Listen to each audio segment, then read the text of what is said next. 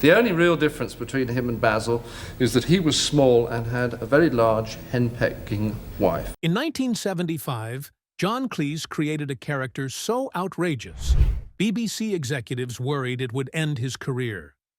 The hotel owner who hit his staff, who goose-stepped around Germans, who used words that made actors cry during filming. But the darkest part wasn't what viewers saw. It was what happened when the cameras stopped rolling. One actor ended up in the hospital. Another fled to become a therapist. And 45 years later, streaming services pulled the episode that finally went too far. The reason will shock you. In May 1970, the Monty Python team checked into the Gleneagles Hotel in Torquay, expecting a quiet 3-week stay. Instead, they walked straight into a real-life horror show run by a man named Donald Sinclair. He was a former Navy officer who'd survived 2 shipwrecks during W.P., but couldn't handle guests ordering tea. John Cleese later called him the rudest man I've ever met. And that wasn't an exaggeration. Sinclair's bizarre behavior began almost immediately. When Eric Idle left his briefcase in the lobby, Sinclair grew suspicious. It had a ticking alarm clock inside, and he assumed it was a bomb. So he did what no sane hotelier would. He grabbed the case and hurled it out the window. Some even claimed he threw it off a cliff, though his widow later tried to deny that with, "There are no cliffs near the hotel." When asked why anyone would bomb a hotel in sleepy Devon, Sinclair replied, "We've had a lot of staff problems." That one sentence said it all. The entire Monty Python group was so shaken that they packed up and left. Except for Cleese. He stayed. Not because he enjoyed it, but because he couldn't look away. Something about Sinclair fascinated him. This man, who insulted guests, policed dining habits, and refused to open the bar at lunchtime, somehow felt like comedy gold. Cleese brought his wife, Connie Booth, back to the hotel and studied Sinclair like a human science project. He watched him micromanage teapots, refuse to let guests drink by the pool, and patrol the dining room like a prison warden. One waitress remembered him stopping guests mid-meal to correct their table manners. Sinclair hated Americans too. Terry Gilliam, the only American Python, was publicly corrected at dinner for using his fork the wrong way. Sinclair actually picked up his knife and said, "Sorry, we don't eat like that here," as if British table manners were national security.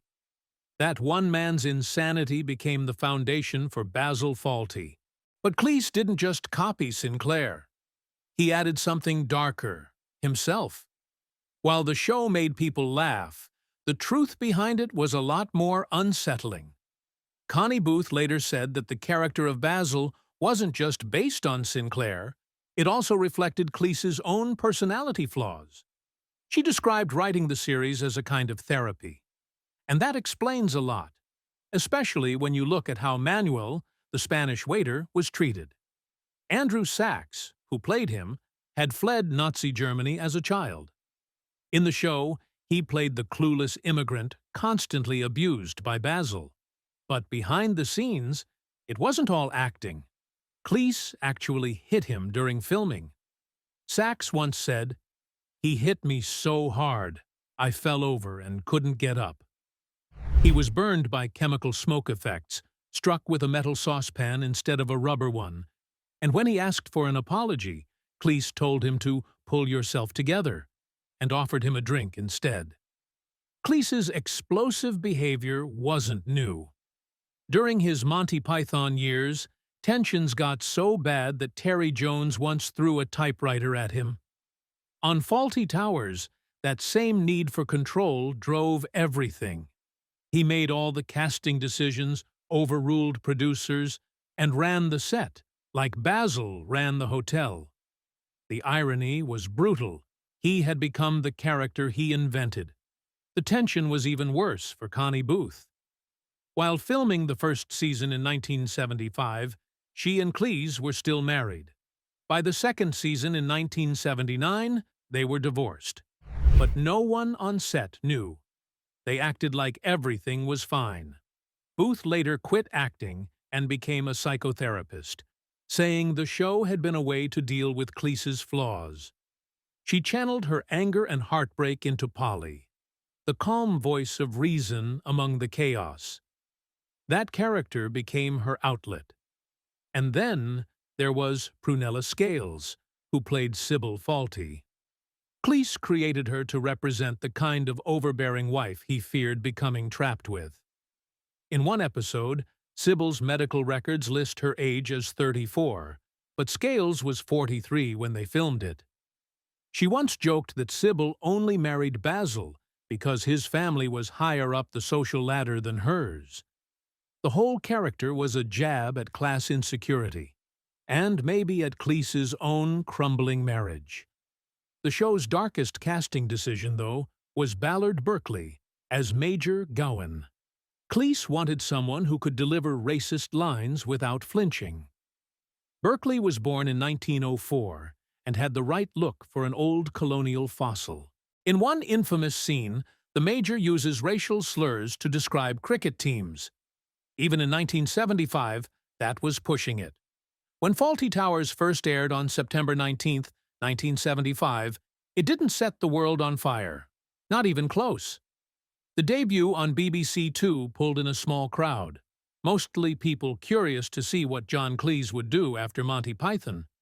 But the critics weren't impressed. They didn't get it. The wild, chaotic energy of Python had been replaced by a sitcom set in a tiny hotel. Some thought it was boring. Others thought it was doomed. Even inside the BBC, memos were going around questioning whether the whole thing would work. But underneath that early confusion, something was changing. Cleese and co-writer Connie Booth weren't just writing another sitcom. They were doing something entirely new. Faster dialogue, tighter editing, deeper characters. It wasn't immediately obvious, but once audiences began to catch on, the reaction was electric. This wasn't like anything they'd seen before, and they couldn't get enough of it. The magic of Fawlty Towers wasn't just in what aired, it was in what didn't. Only 12 episodes were ever made. Just 2 seasons. That was it. But those 12 episodes took 43 weeks of work per season. Every joke, every argument, every chaotic scene was planned down to the last second. Cleese obsessed over everything. Even tiny things, like whether both Basil and Manuel should have mustaches, became hours-long debates. 2 mustaches in one frame is too much, he argued. But the perfectionism wasn't just about comedy. There was something darker underneath. Cleese and Booth were married when they started the show. By the second season, they were heading for divorce. That gap between the first season in 1975 and the second in 1979, it wasn't just about writing, it was about surviving the process. The show was killing their relationship. In 1978, they officially split. Finishing the final season took everything they had left. Despite the chaos behind the scenes, the show started racking up awards.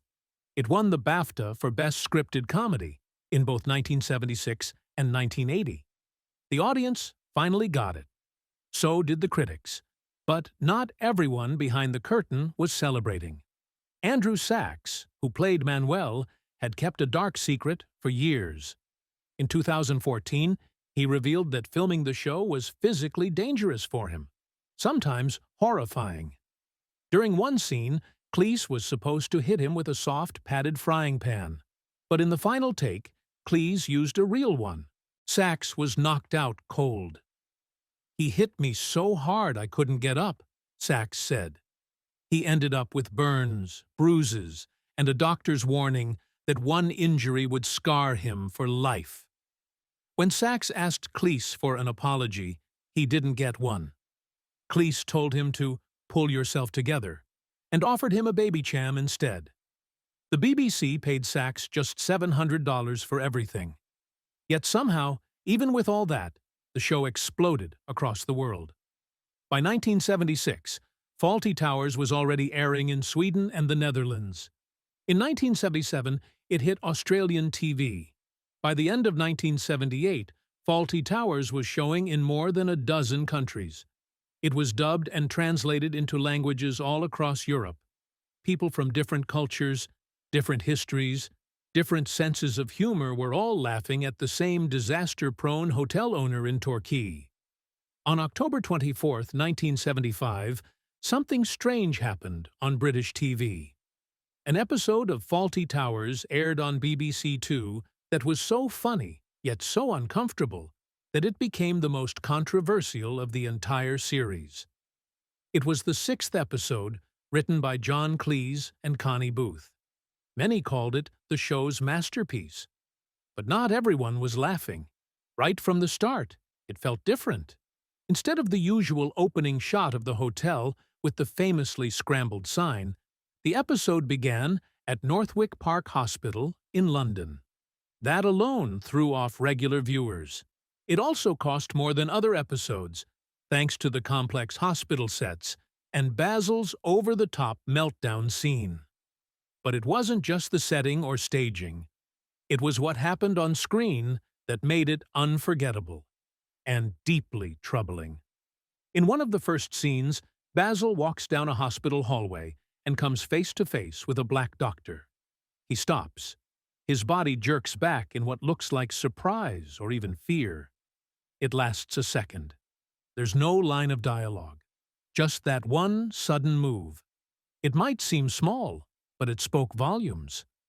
Was it racism? Was it just Basil being awkward and panicked, like he often is? Nobody really knows. Even now, people argue about what it meant. Cleese reportedly improvised the moment, and the director kept it. That reaction, silent and powerful, set the tone for what was coming. And what came next was chaos. Halfway through the episode, things go from odd to outrageous. Basil, already stressed and recovering from a concussion, begins serving dinner to German guests at the hotel. Over and over, he tells the staff, "Don't mention the war." Then, of course, he can't stop talking about it.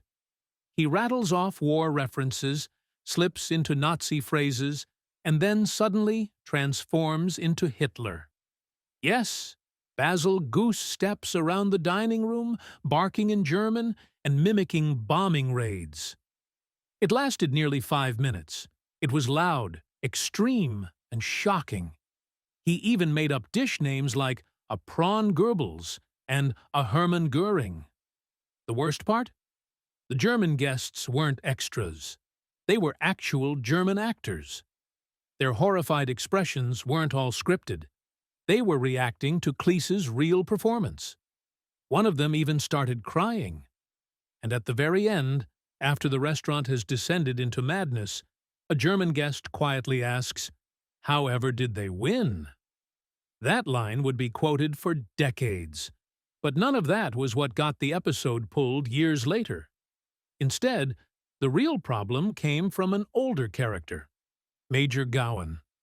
During a scene that seemed harmless at first, the Major starts talking to Basil about cricket. Then he says something awful. He uses the N-word, not once, 3 times. And he also uses a racial slur for Indian players. It wasn't a joke. It wasn't even exaggerated. It was just him, speaking like it was normal. Even in 1975, people were stunned. The actor, Arthur Brew, hated saying the lines. He needed several takes to get through them. The goal, according to the writers, was to show how outdated and offensive the Major's views were. But many felt it didn't matter. Showing racism, even to mock it, was still giving it airtime. That one scene, only 90 seconds long, was later edited out of reruns. And in 2020, UKTV removed the entire episode from its streaming service. They said the racial slurs had no place anymore. Times have changed, the platform explained. But not everyone saw it that way. When Fawlty Towers was first offered to German broadcasters in the early 1990s, the BBC left out this episode. They figured German audiences would find it insulting. But when German TV channels found out about the missing show in 1993, they asked for it. Actually, they insisted. The BBC gave in. To everyone's shock, German viewers loved it. They weren't offended. In fact, the episode became one of the most popular when it finally aired. Why? Because they got the joke. It wasn't mocking Germans, it was mocking British people. Specifically, how many of them still clung to outdated views of foreigners. Germans saw Basil not as a hero, but as a walking disaster. A symbol of everything wrong with post-war British arrogance. But that wasn't the only controversial scene. One of the most disturbing moments came from Major Gowan's racist cricket story. He used the N-word to describe West Indians and called Indians wogs. That line was removed from reruns starting in 2013, after discussions with John Cleese's team.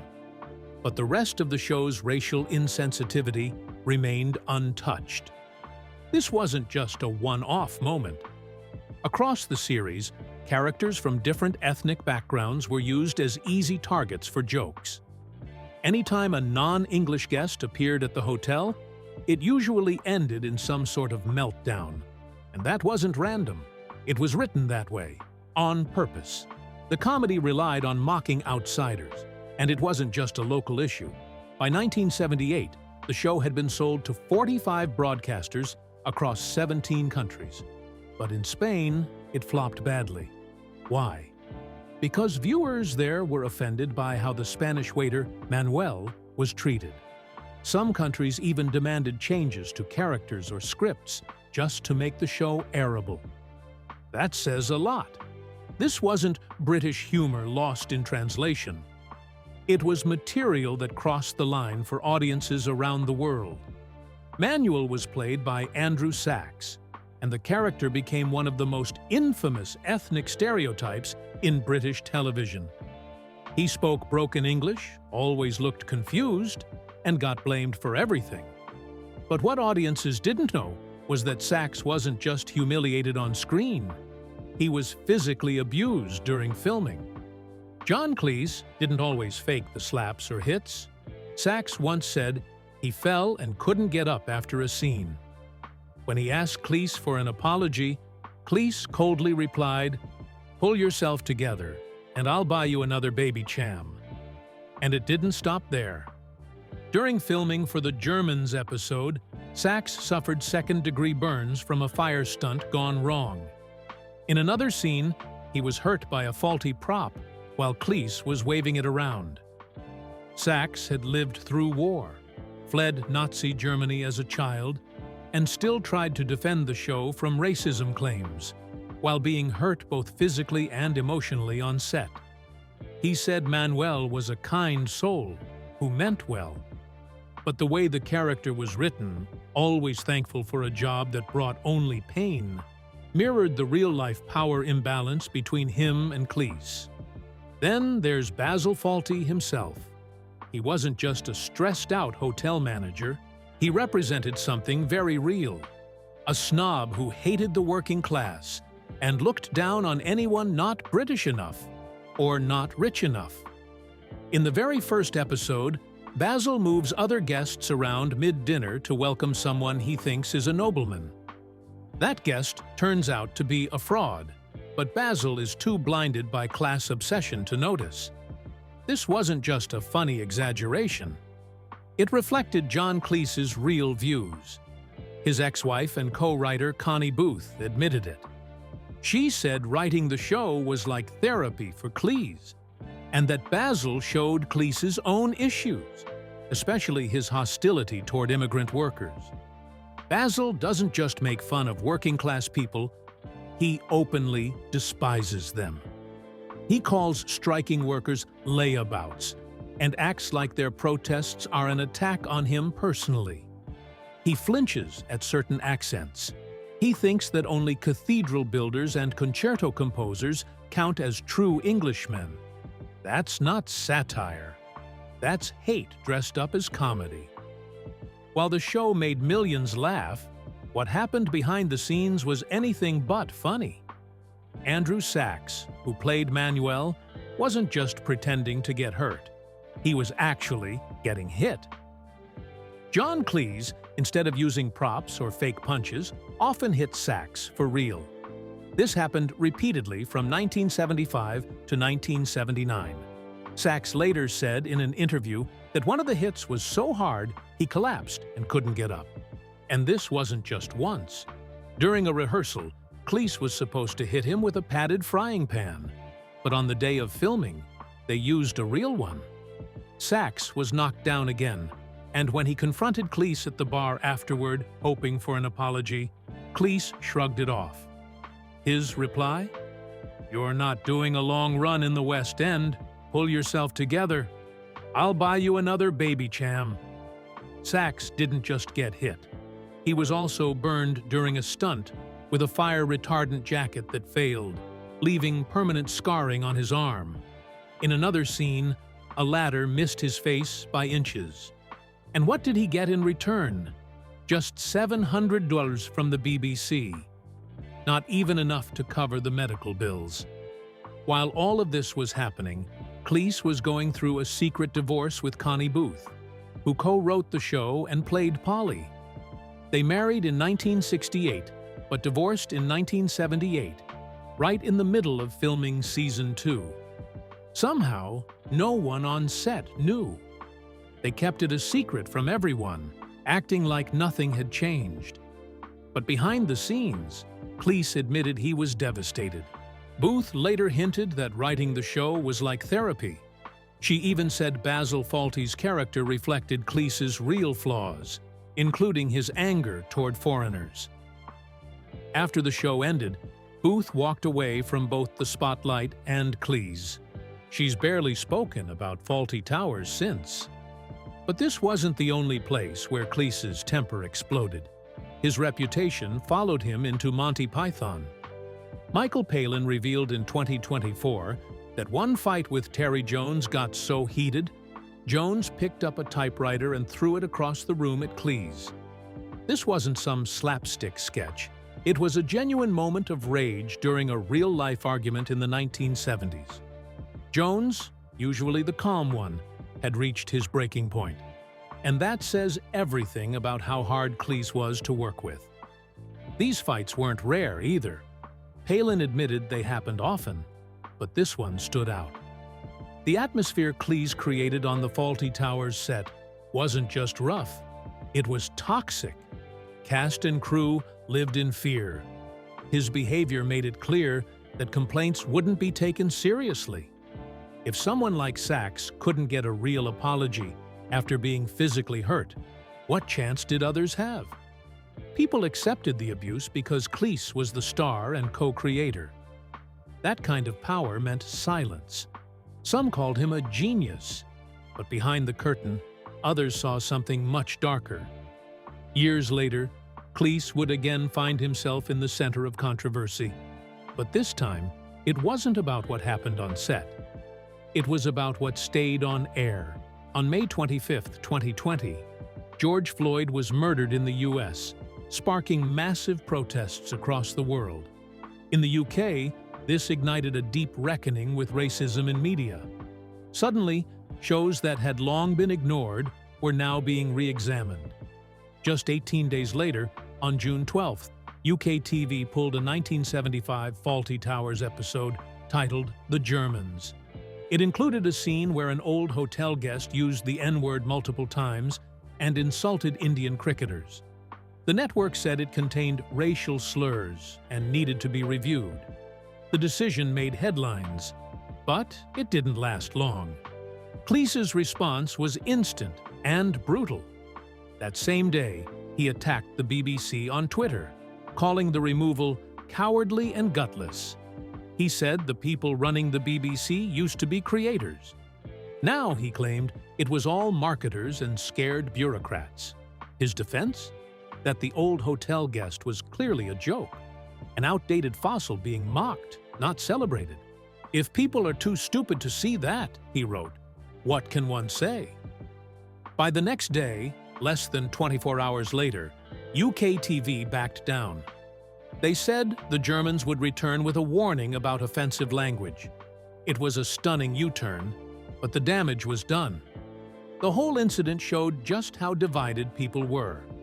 Was Cleese standing up for satire or defending the indefensible? Even after all that, Cleese didn't let up. He continued his public campaign against what he called cancel culture, using the incident to attack the BBC for losing its edge. Meanwhile, others saw it differently, proof that some forms of power and privilege were still deeply protected. Prunella Scales, who played Sybil Fawlty, is said to be in good health, but she can't remember anything. Some say it's age. Others whisper it's something deeper, selective amnesia. Then there's Andrew Sachs, the beloved Manuel.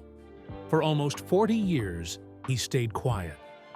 It wasn't until 2014 that he revealed he'd been physically hurt during filming.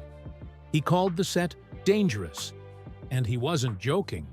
The slaps, the falls, the so-called comedy, they weren't always fake. You'd think a show this famous would have endless behind-the-scenes stories told with pride, but the silence is deafening. No reunion specials, no detailed interviews, just vague memories, or none at all. That kind of silence doesn't happen by accident. It hints at something darker, something people still don't want to remember. And then there's John Cleese. He used to be a national treasure. From Monty Python to Fawlty Towers, he was the genius who poked fun at the system. But now, at 82, he's gone from rebellious icon to lightning rod for controversy. In March 2022, during a live panel at SXSW, his mic was literally taken away after he joked about reparations from Italy and claimed the British have been slaves too. That moment was more than awkward. It marked a clear line between past glory and present embarrassment. In 2020, he mocked people upset by cancel culture, calling them pathetic for not standing up for themselves. His new home? GB News, a channel that critics call Britain's version of Fox News. The irony is sharp. The man who once mocked the powerful is now their spokesman. And as his image changes, so does the way people view the show that made him famous. The fall hasn't just hit the people, it's hit the show itself. Fawlty Towers was once voted the best British TV program of all time. That was in 2000. But 25 years later, things look different. In 2020, the infamous episode The Germans was pulled from streaming services because of racial slurs. Viewers who once laughed now flinch. Academics have started to call the show a fossil. Critics have torn apart its portrayal of women. Sybil, once seen as a comic powerhouse, is now viewed by some as a cruel caricature. Words like misogynistic and bigoted show up more often than brilliant or iconic. And when you add in the real physical abuse some actors suffered on set, it becomes harder and harder to separate the laughter from the pain. What used to be seen as clever, rebellious, and untouchable now feels uncomfortable. The jokes haven't changed, but the world has. And what's left is a legacy that isn't just complicated, it's cracking. The silence from the cast, the fall of Cleese, the reassessment of the show. All of it tells the same story.